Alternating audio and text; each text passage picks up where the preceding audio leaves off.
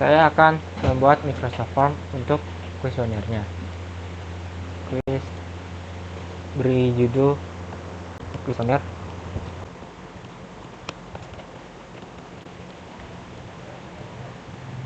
Lalu pilih jenis jawaban untuk pertanyaannya.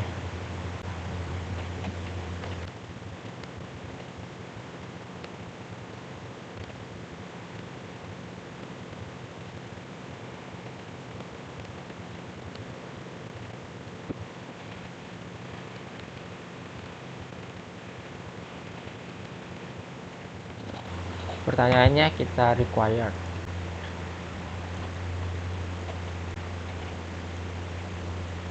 Kemudian kita klik share, lalu copy linknya. Saya Keisha Gabriela Suryadi sebagai PIC 2 akan mengerjakan Cronbach's Alpha.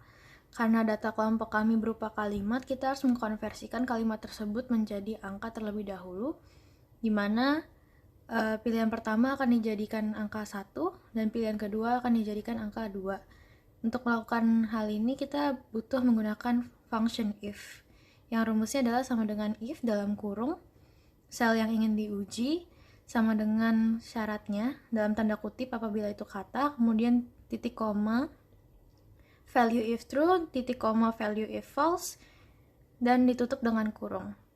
Kita akan melakukan ini untuk keempat pertanyaan yang tersedia.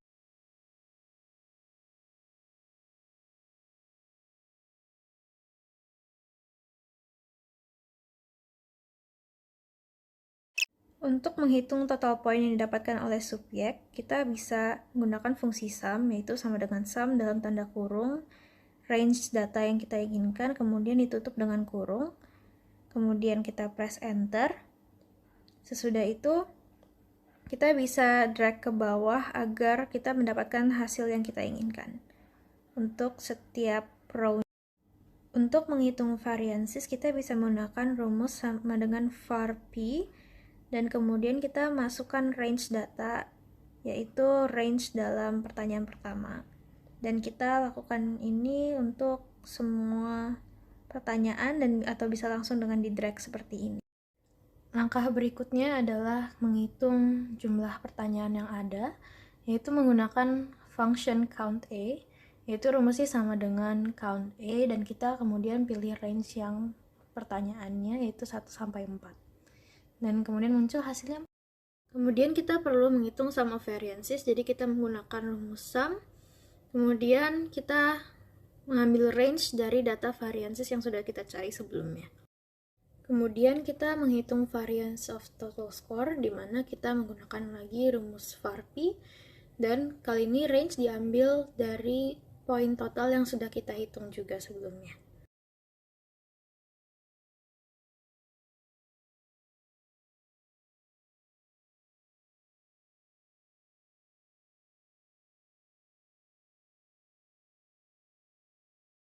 Langkah terakhir yang akan kita lakukan adalah menghitung Cronbach alpha itu sendiri.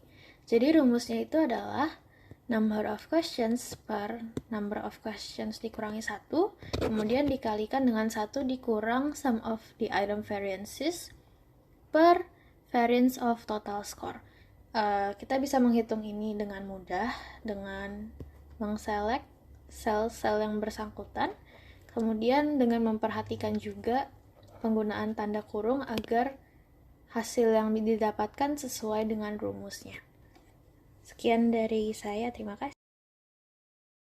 Selanjutnya, saya akan membuat deskriptif statistik dari data yang telah dihitung oleh rekan saya sebelumnya. Rekan saya sebelumnya menghitung Cronbach alpha.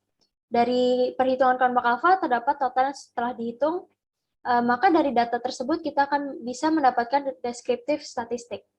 Pertama-tama kita harus memastikan bahwa analisis toolpath yang ada di ribbon data tercentang. Maka kita harus ke file, ke option, lalu add-ins, kita harus memencet analisis toolpath-nya, go, lalu kita harus memastikan bahwa analisis toolpath di sini tercentang, lalu oke. Habis dari situ kita akan ke data, habis dari situ kita akan memencet data analisis. Dari data analisis terdapat banyak pilihan, tetapi kita akan membuat deskriptif statistik, maka kita akan memencet itu lalu oke. Lalu untuk input range-nya itu, kita akan memasukkan, mendrag data total yang telah dihitung rekan saya sebelumnya. Ini. Lalu untuk output range-nya, kita akan menaruh di mana tabelnya akan berada. Saya akan pilih di sini, di bawah data sebelumnya. Lalu saya mencentang summary statistik, confidence level of mean atau rata-ratanya, largest dan smallest-nya. Lalu kita klik OK. Dari sini kita sudah bisa langsung mendapatkan data-data dari deskriptif statistik. Terdapat mean, terdapat standard error, median, ada modenya, ada maksimum, nilai minimum, ada totalnya, ada confidence levelnya, dan di sini kita bisa mengganti nama dari kolom ini, yaitu deskriptif statistik.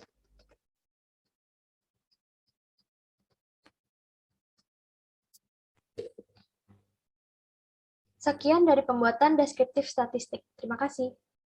Selamat siang, saya Bella Christine. Nah, di sini saya akan melanjutkan tugas saya sebagai PIC keempat, yaitu untuk menulis laporan penelitiannya di template akhir. Nah, yang pertama akan membuat pertanyaan kuesioner berupa teks lampiran A1. Saya sudah menuliskan di sini pertanyaan kuesionernya berupa teks. Untuk ini lampiran pertama. Nah, kemudian saya akan beralih ke lampiran B, di mana tugas saya adalah akan membuat responnya. Nah, di sini juga saya sudah menuliskan responsnya, ada keterangannya. Nah, data ini saya dapatkan dari Excel yang sudah dibuat sebelumnya oleh teman saya. Nah, ini adalah datanya. Maka akan saya langsung copy pastekan ke Word. Maka jadilah dia seperti ini. Nah, selanjutnya adalah tugas yang terakhir adalah saya akan membuat tabel Cronbach alpha di bab 3. Nah, saya akan kembali ke bab 3. Di sini saya akan langsung saja mengcopy data yang sudah dibuat sebelumnya oleh teman saya.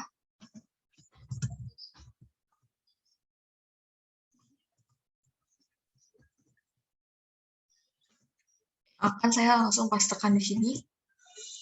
Nah, maka akan seperti ini. Dan di sini juga saya akan menyisipkan action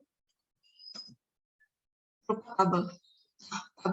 Saya akan labelnya akan saya pilih menjadi label tabel 3 titik.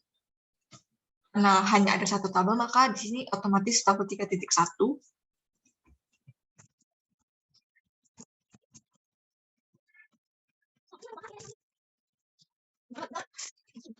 Nah, maka selanjutnya akan saya update untuk daftar tabelnya. Ini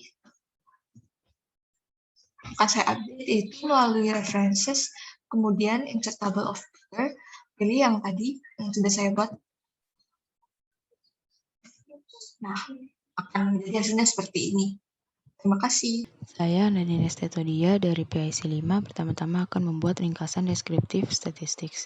Pertama-tama kita insert table untuk membuat tabelnya, tapi di sini saya langsung kopas supaya menghemat waktu. Setelah itu ke references, insert caption, lalu pilih label yang tabel. Setelah itu pergi ke halaman daftar tabel, update daftar tabel yang sudah ada. Setelah itu ganti namanya sesuai dengan nama tabel kita.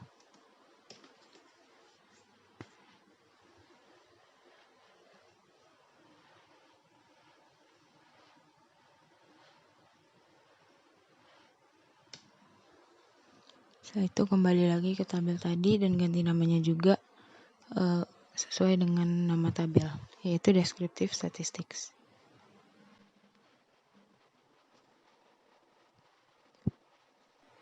Pada bab 3 kita akan memasukkan pertanyaan kuesioner dalam bentuk screenshot.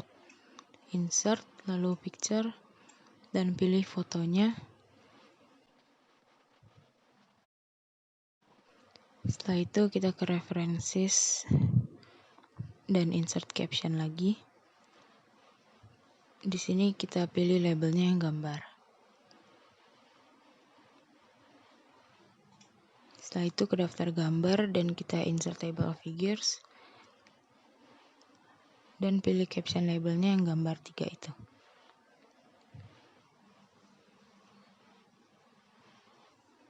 Setelah itu kita ke halaman yang lampiran untuk memasukkan aktivitas di Teams. Kita insert picture, lalu pilih fotonya. Setelah itu ke references dan insert caption lagi, dan di sini kita labelnya pilih yang lampiran C sesuai dengan judul headingnya. Setelah itu kita tambahkan tulisan aktivitas di Teams. Setelah itu ke halaman selanjutnya kita insert picture lagi untuk aktivitas di Teams yang dalam berbentuk chat. Kita insert picture, masukkan fotonya, lalu dibikin caption lagi seperti tadi. Caption, pilih yang lampiran C, lalu OK. Setelah itu ditambahkan tulisan aktivitas di Teams dalam kurung chat.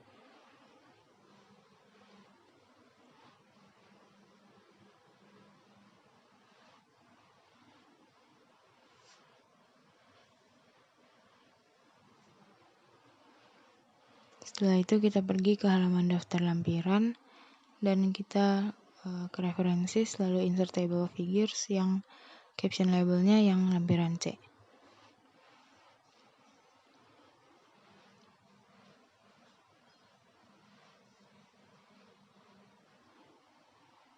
Setelah itu kita ke halaman daftar isi untuk mengupdate table daftar isinya, karena kita harus mengupdate setiap kita selesai mengerjakan sesuatu. Sekian dari saya, terima kasih.